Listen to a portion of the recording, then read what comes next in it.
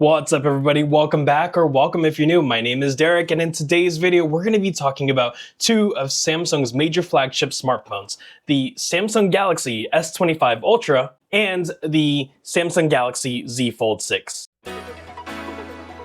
So let's go ahead and start off the video comparison with the design of these two phones. Again, we have the Samsung Galaxy S25 Ultra. The S25 Ultra, while it has a slightly newer and modernized design in 2025, it's a relatively traditional phone. It's a slab style candy bar phone, whatever you want to call it. And this is what most of the phones on the market are going to look like. But then if you switch over to the Z Fold 6, this is going to be killing two birds with one stone. This is going to be a slab style phone, as you can see it right here, but then it opens up into a tablet.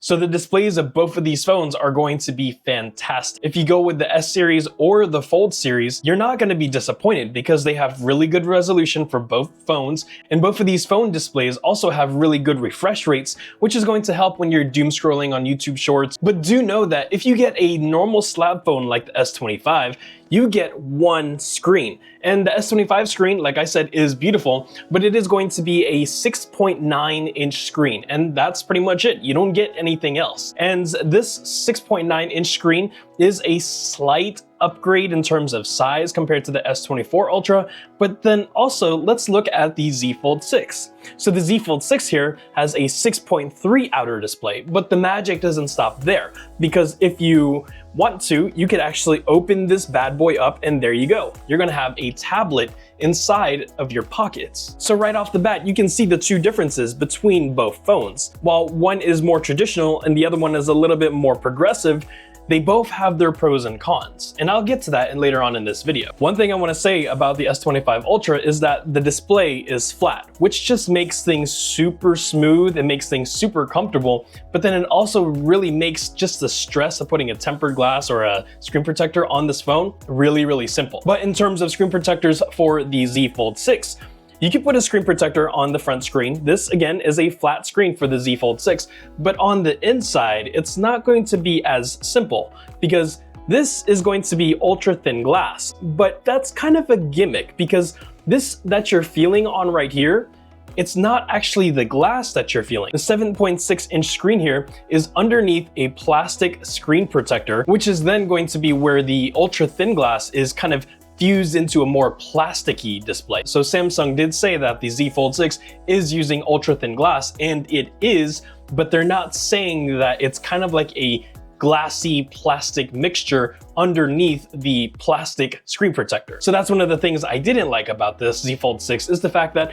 this right here can feel a little bit plasticky. And to add insult to injury, this screen, because it's not glass, because of the fact that it has a plastic screen protector, is prone to fingernail scratches or other debris scratches. So if you, for whatever reason, have your phone open like this and your cat decides to walk on it, you're probably going to get some dents or scratches or dings on the inner screen. And that's one thing I don't have to worry about with the S25 Ultra. Now, in order for you to make the best educated decision when you're trying to decide which phone is best for you, you have to think about, do you want a folding phone or do you want a slab phone? You can 100% use the folding phone like this, and you never even have to open the screen, but you might get a little frustrated because the front screen is really narrow. Compared to the S25 Ultra, you can see here that the size difference is just monumental in terms of just the front screen usability. When you are holding the Z Fold 6, it is quite comfortable because of its narrow screen, which is kind of like playing devil's advocate, because yes, it's comfortable for one-handed usage on the outer screen, but then also because the outer screen is so narrow, your thumbs are like having their own kind of thumb wrestling war because they're having to text and bump into each other. Whereas on the S25 Ultra, the screen is wide enough for you to not have to worry about kind of thumb wrestling yourself. I would say that the S25 Ultra and even the S24 Ultra felt better in the hand for usability than the Z Fold 6. Because when the Z Fold 6 is open, then you kind of have a one-handed device that's turned into two hands. And obviously opening up the fold and using the inner display is going to be highly subjective to how you use your phone. I never really opened up the display unless I was like about to go to bed. Other than that, 98% of the time I was using the phone's outer display like this. So now one thing that's closely tied to comfortability is going to be the weight of each of the devices. And I would again have to say the Z Fold 6, even though it's technically a tablet that's in your pocket, is very, very lightweight. It feels good to hold in terms of weight for the fact that it's a folding phone. And the Z Fold 6 comes in at 232 grams. But the S25 Ultra is on like a super diet. Not only is it thinner and has like a kind of squared off design, it comes in at 218 or 19 grams, which just makes this thing feel ridiculously light. I remember going to Best Buy to try out and feel how this phone feels before I bought it. It felt cheap because it felt light, but it doesn't feel cheap in the hand. It's actually really well crafted. It's a beautifully designed phone. Both of the two phones are going to have this kind of frosted glass back, and then on the side over here, you can obviously see the fact that the Samsung Galaxy Z Fold has a hinge, whereas on the S25 Ultra, it's just that beautiful flat frame. When I look at it, I feel like the design language actually kind of borrowed from each other, because if you look at the side that doesn't have a hinge on the Z Fold 6, you can see that the frame is actually flat. Same thing for the S25, you can see that the frame is actually flat. It doesn't have like a curved frame whenever you're holding in your hand anymore. So when it comes down to the build and just kind of the overall feeling of both of these phones, as I just mentioned a few minutes ago, both of these phones are super premium. They both feel really good. They have that metal frame on the sides of it, and the hinge feels really good as well. The back side of the phone feels really good. Again, this one is going to be like a frosted white color, and this one's going to be like a frosted black, blue, grayish color, and they feel really good. I don't typically use my phones with cases because I like to feel how the phone is supposed to feel as per the way the engineers designed it to feel. I know that's kind of crazy because the Z Fold 6 is super expensive and the Samsung Galaxy S25 is not very much more cheaper than the Z Fold 6, but I do have an iPhone just in case one day I accidentally let my S25 take the concrete challenge. Both of these phones are going to have an IP rating, so even though the Z Fold 6 has all of its folding mechanisms and a hinge over here, it is water resistant up to 1 meter for 30 minutes in fresh water. If you put this in salt water, good luck. The S25 has a similar, if not a slightly better IP rating, which again allows for the phone to get dunked in water for 1 meter up to 30 minutes. And then because the S25 Ultra doesn't have a hinge, you don't necessarily have to worry too much about any debris because the only opening ports are going to be the USB-C port as well as the S Pen section. S25 Ultra has this built-in S Pen that, sure, it's not getting a lot of love this year in 2025, but it does have a built-in stylus that kind of fits into a canal at the bottom of the phone. Now, this is something that the Z Fold 6 does not have. The Z Fold 6 does have S Pen functionality with very specific S Pens that you have to buy from Samsung, but there is no internal S Pen slot on the Z Fold 6. So you really have to kind of understand the fact that you can use an S Pen with the Z Fold 6 with a very specific S Pen and only on the inner display.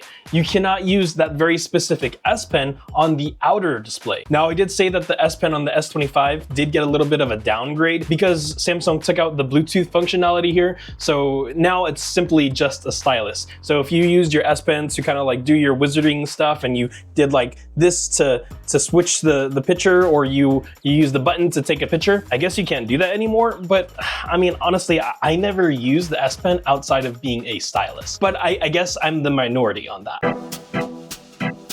Even though the Z Fold 6 does have more moving parts, it does not feel fragile. Only thing I would say is going to be the fact that the inside of the Z Fold 6 is going to have a softer display. And since we all have fingernails, if we're playing a game or something like that, it can be prone to you kind of pressing a little bit too harder or something like that. So the inner display is actually, I guess, kind of the only weak point on the Z Fold 6 because the hinge on the Z Fold 6 is solid. You would think that because it's a hinge with more moving parts and things like that, that the Z Fold 6 would be more prone to breaking.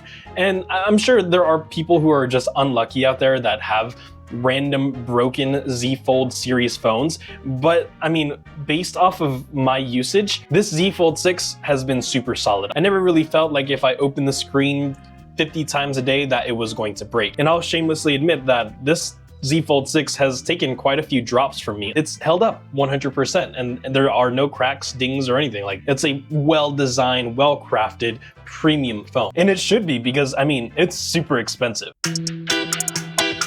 So in terms of speaker quality, the S25 Ultra has one speaker grill right here, right next to the USB-C port. And then I think they also use the kind of earpiece to resonate some sound as well. Whereas the Z Fold 6 has two speaker grills. So on the kind of front side of the slab here, you can see that there is going to be two speaker grills on the top portion of the phone, one right there, and then flip it over to the bottom and you'll see it right there. And so I'm gonna do an audio comparison test really quick at full volume using my DJI mic to capture the sound, so that way you could see which one sounds better.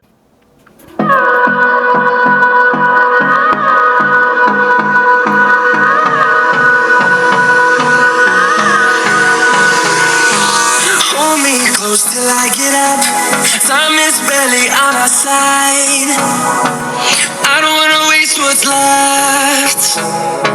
The storms we chase are leading us, and love is all we'll ever trust. Yeah, no, I don't wanna waste what's left.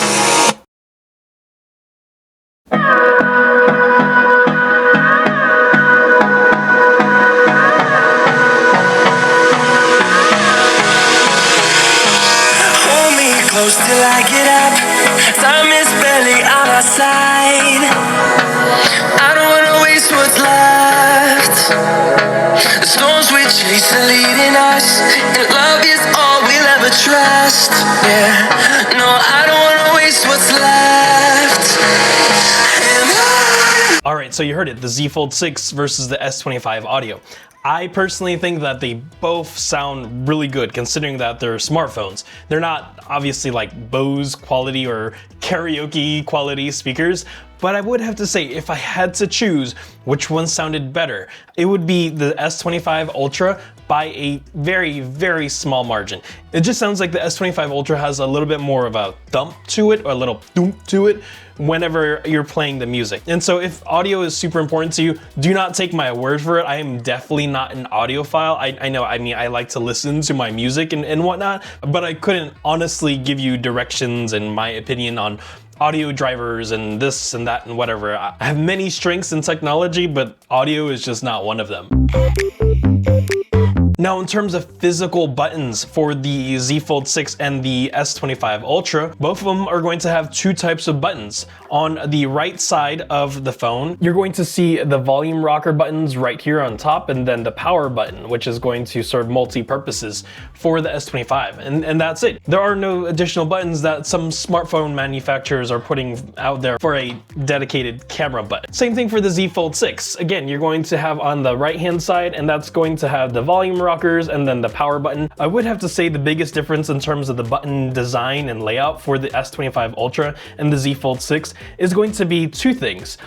The design, the physical design here is going to be that the S25 Ultra, the power button protrudes out of the frame ever so slightly, and that's it. Whereas on the Z Fold 6, you could see here that the power button is a little bit more set into the frame, and then that's because the Z Fold 6's power button doubles down as a fingerprint reader. Now don't worry, the S25 Ultra does have a fingerprint reader. The biggest difference here is the fact that the fingerprinter is an ultrasonic fingerprint reader built under the display of the S25 Ultra. The next thing we're going to be talking about is going to be the battery capacity as well as its performance.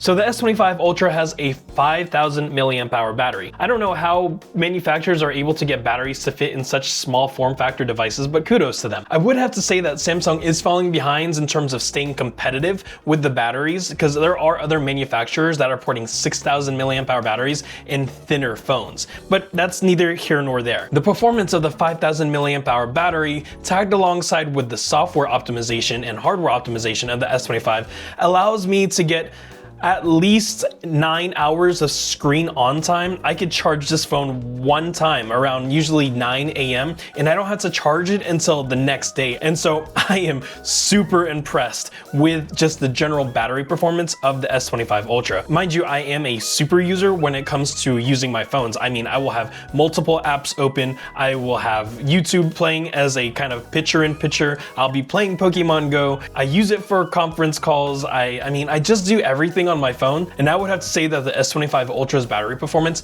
knocked it out of the park. Now I say that because I think I might be a little bit tainted, because I cannot say the same about the battery performance for the Z Fold 6. The Z Fold 6 has a 4400 milliamp hour battery, and yes, it does have a slightly older processing chipset in here, but I was not able to get anywhere close to 9 hours of screen on time, and never even close of finishing a day worth of work without having to charge this phone up maybe around 6 to 7 p.m. every day. And sure, I get it because there's a bigger screen in here and the bigger screen uses more power and whatnot. But like I said earlier, I typically used this phone closed, and even with a smaller display, I wasn't able to get anywhere close to the battery performance of the S25 Ultra. The S25 Ultra has kind of given me freedom and independence of having to be tethered to a battery pack or a wall outlet, whereas I was super dependent on battery packs and wall outlets when I was using the Z Fold 6. So again, the battery performance and just the overall capacity and how the battery drains is super subjective because, as I mentioned, I am a heavy user for my smartphones. I don't have any mercy in terms of how much I'm pushing them to do their processing power. I would have to say that the battery performance on the Ultra series, I guess in general, is probably going to outlast the Z Fold 6 battery performance. Let's talk about charging performance. So the S25 Ultra has the ability to charge at 45 watts, which is not the fastest on the market, but it's faster than, let's say, the iPhone, and it's faster than, let's say, the Z Fold 6. So whenever I do charge my S25 Ultra, I charge it from about 5% to about 99% in about less than an hour. So about 58, 59 minutes. And that's going to be subjective on if I'm actually using the phone while it's charging. And at a 30-minute interval, I could get this from 5% to about 63% in 30 minutes, which I think is really good because if you're commuting or if you're in a pinch on a plane or whatever, plug your phone in for about 30 minutes and you'll have more than half of your battery life to keep you going. Whereas again, the Z Fold 6, I can't praise it as much. The charging capacity on the Z Fold 6 is capped out at, I think, 25 watts, which is half of the speed of the S25 Ultra. And so, I mean, I guess I wouldn't mind that too much, but the Z Fold 6 is a $2,000 phone. Why doesn't it have the highest capacity charging rate available? So when I did have to charge the Z Fold 6, I would charge it from about 5% to about 99%, and that would take about an hour and 38 minutes, which again it kind of takes you out of the ball game whenever you're waiting there for an hour and 38 minutes. And whenever it did charge, I always noticed that the back portion where the battery was got a little bit warm, whereas with the S25, regardless if it was charging, updating, doing app updates, doing some type of video editing software, doing media consumption, you list it, this thing never gets hot. I mean, one time it got kind of warm right when I took it out of the box because I was kind of setting everything up. But other than that, I mean, the Z Fold 6 just runs way more hotter than the S25 Ultra. So now let's switch gears. The S25 Ultra has some amazing cameras. Yes, again, they're not like substantially great compared to the S24 Ultra, but these cameras on the S25 Ultra are leaps and bounds ahead of the Z Fold 6. So you can see that the camera modules here look pretty different because of the fact that the Z Fold 6 only has these 3 cameras, whereas the S25 has those. But we have to keep in mind that the Z Fold 6 does have 2 additional cameras because it has a camera on front, like a typical selfie camera, and then it also has a kind of under display camera right here, if you can see it, that little kind of circle right there. And I would have to say that I never used either one of those front display cameras. One, because you can take selfies with the phone opened up like so, and then you're able to have like a selfie viewfinder right here, and that would actually use the rear cameras to take that selfie camera, which was really cool. So it kind of eliminated the need to actually use the actual selfie camera. But the inner display camera for the Z Fold 6, that one that I just mentioned under the display, horrible. I mean, it looked like you were back in 2004 using that T-Mobile Sidekick camera, because I mean, the inner display camera on the Z Fold 6, I'm super disappointed with Samsung doing that because it kind of felt like a stab to my eyes when I looked at it, because I was like, ugh. I know I'm not like the most handsome guy out there, but The inner display camera didn't make me feel any better. So like I always tell you all, I don't ever get like super technical about the specs of things on these devices that I'm showing you. So I'm just gonna say, the cameras on the S25 Ultra, they're wonderful. They have really good zoom, they're really clear, they have really good nightography or night pictures. Nightography is the Samsung term, by the way. And then the Z Fold 6, it works. So those of you who are curious about the innards of the processing unit for these two phones, the Samsung Galaxy S25 Ultra is hands down going to win because it's using the Snapdragon Gen 8 Elite. And the reason why that stands out further than the Z Fold 6 is because the S25 Ultra's Snapdragon Gen 8 Elite is made specifically for Galaxy, whereas this one for the Z Fold 6, from my understanding, it's not made exclusively for Galaxy. And because the S25 Ultra has that kind of chipset exclusivity, it's optimized for all things Samsung, from anything from processing power, battery power, software optimization, hardware optimization, application optimization. All of that is going to fall under the umbrella of the for Galaxy aspect, which is going to just give it better performance through and through. So now let's start to kind of transition away from the physical exterior aspects of these two phones and start talking about the internal side of things, specifically software. The Z Fold 6 is just a multitasking king or queen. And honestly, the fact that you have a tablet here, you're able to have different types of apps open simultaneously. And that really just helped me out when I was doing budgeting, when I was looking at my bills, when I was planning things for the calendar. The multitasking on the Fold series, it just 100% beats the S25 Ultra when it comes down to multitasking. But that's not to say that the S25 Ultra isn't good at multitasking, it just doesn't have as big as displays. The software does allow you to have multiple apps open on the top and bottom, and then when you rotate the phone, it'll be left and right. So you can still do multitasking. It's just not gonna be as neat looking as the Z Fold 6. All right, so now more about the software. I'm gonna sing a song for you. There once was a time when Samsung actually innovated their phones, but now all they do is focus on AI. AI.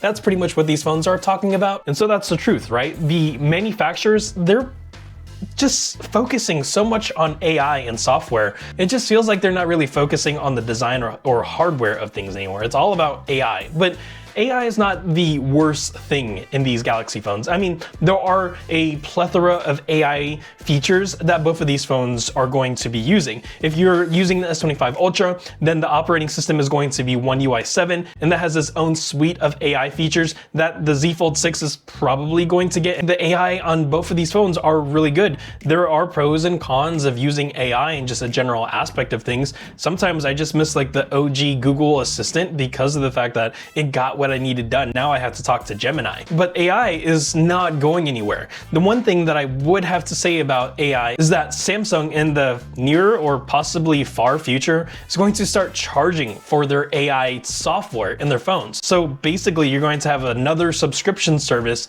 to use the AI on the phone that you purchased, which is just blows my mind because I'm like, why am I going to have to pay for a subscription service that I already bought the device for? I don't know, it's just plain old greed to me. All right, now that I'm done ranting about the AI capabilities, while I don't use all of the AI features, the ones that I typically use are going to be the audio eraser, as well as circle to search, the Samsung Note Assist, the photo assist, the Now Brief, and just a generative kind of AI picture stuff. Those are really just good. I'm gonna show you a little clip right now that kind of just blows my mind with how AI does things. Okay, so here I'm going to be going into my camera app. There is the selfie mode. Hello, hello. And so I'm going to go ahead and take a picture, but the whole thing about the whole AI portion of this is I'm going to take a picture with my hand covering part of my face. So I'm gonna cover up like this and take the picture. I obviously shake a lot. And let's move the screen recorder there. And so now that we've gotten that, now we're going to go and close that, go into the gallery app. There I am. And so we're going to go to the generative edit or the Samsung kind of AI icon. And then I'm going to select my hand. And so if you ever have problems selecting your hand, like let's say like this right here, you can actually draw along the lines of where it is that you're trying to have AI adjust, and it doesn't have to be perfect, but it does have to be good enough. And so you can see that my hand is there now highlighted. And so I'm going to select that and then select that eraser icon. And then when I select that, I'm going to go ahead and select generate.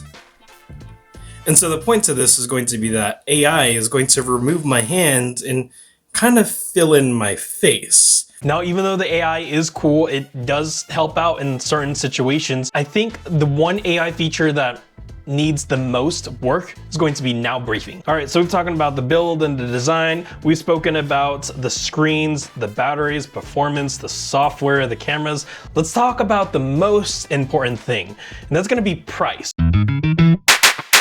Both of these phones are going to be the top of the line devices for the Samsung Galaxy kind of smartphone genre. And so if you are looking to get either one of these phones, they're expensive. I mean, honestly, if you are going to get either one of these phones, do it on an upgrade plan where you go through your carrier or something like that, because the Z Fold 6 comes in at $1899 USD. That is expensive. And the S25 Ultra, while it is cheaper, it's not cheaper by much. If you have deep pockets, you're going to be looking at closer to $1,1700 for the S25 that has the largest storage capacities. And in today's economy, you kind of have to pick your poison. Now, first and foremost, I'm gonna go and lay this down.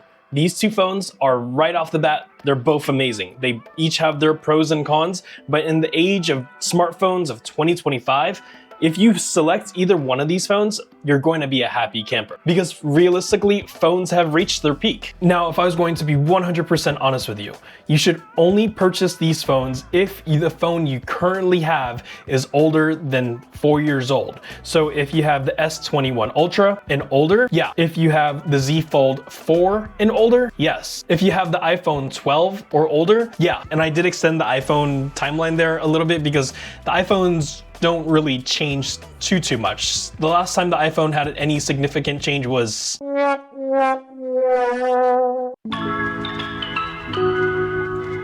All right, so we got to the end of this video. I do want to say thank you for hanging out with me. Let's go ahead and wrap this thing up. I am going to be trading in the Z Fold 6 for the S25 Ultra. I have like maybe 2 more days before I have to box this up and send it over to Samsung. And so the reasons why I'm switching from the Z Fold 6 over to the S25 Ultra, and I have a list right here, is going to be number 1. I'm just going to be fully honest with you. I'm lazy. Every time I had to close this or open it or close this or open it or close this or open it, it's just one more step. I didn't like the feeling that if I wanted the best experience, I had to open it. Again, adding that extra step. I don't think I would feel that kind of like, about it if the outer screen was the size of the S25 Ultra. Another reason why I'm switching from the Z Fold 6 is because the crease. If you haven't seen my other long-term review video of the Samsung Galaxy Z Fold 6, this crease right here drives me nuts. I don't like the feeling of it. I don't like the fact that I'm like catching a Pokemon or swiping on YouTube and then I feel that boop in the screen display. I just don't like it. The Z Fold 6, again, doesn't have a crease because it's just one slab of glass and it's just nice. Another reason why I'm getting rid of the Z Fold 6 is, again, the outer display, super narrow. I felt like I was having like thumb wrestling war with myself to do a random text. I literally gave myself the title of the texting typo demigod because I just had so many typos. I mean, some of the typos were hilarious, but some of them weren't all that cool. Another reason why I'm getting rid of the Z Fold 6 is the battery. It just doesn't last. It doesn't get me through the day like I need it to. The S25 Ultra, I'm super impressed. The Z Fold 6's inner plastic to screen feeling gets on my nerves. Sure, I guess I'm being nitpicky, but you can clearly tell that the inner display of the Z Fold 6 feels like plastic. Something I didn't discuss with the Z Fold 6 and that I should have is going to be the fact that the aspect ratio for the inner display for the apps is just straight funky. Like sometimes I'll have like YouTube open and the aspect ratio will just be weird. Or I'll be playing Pokemon Go and the aspect ratio doesn't fill the whole screen. It's either super wide and stretched out or too narrow because it's trying to adjust to what a normal phone's application aspect ratio is. I would have to say that the aspect ratio that the developers are doing to kind of match those folding phones aspect ratios are doing much better, but it's still not there yet. So that's just another thing. All right, so here is the main reason why I'm switching from the Z Fold 6 over to the S25 Ultra. And that's because of the fact that I feel like Samsung as a manufacturer, their software team, they don't treat the Z Fold 6 consumer base like their most premium customers. I feel like when it comes down to software and operating systems and features and things like that, the S25 or the S series in general, they always received those updates and those features first. While it kind of always felt like being a Z Fold 6 or a Fold user, I always felt like we are always on the, oh, by the way, we have these other users who are using our premium expensive phone. Let's not forget to give them some features also. And that's just like a very Derek thing, because some people, they don't care about that, but I do. So, I mean, those are the reasons why I'm getting rid of my Z Fold 6 and why I'm going to love my S25 Ultra. All right, YouTube family, I hope you enjoyed this video. If it was a long video, I apologize. I tried to be as comprehensive as possible and being as truthful as possible with both of my experiences. So now, I have only had the S25 Ultra for a few days, so I am going to be doing an impressions video. Keep an eye out on my channel for that video to drop, and then I will be doing an S25 Ultra case fitting video, checking to see which case I like the most, and then also helping you decide which case is best for you. And that is just 2 of the multiple videos that I have lined up for this channel. So if you could, I'd greatly appreciate it if you could like and subscribe, and I'll see you in the next one.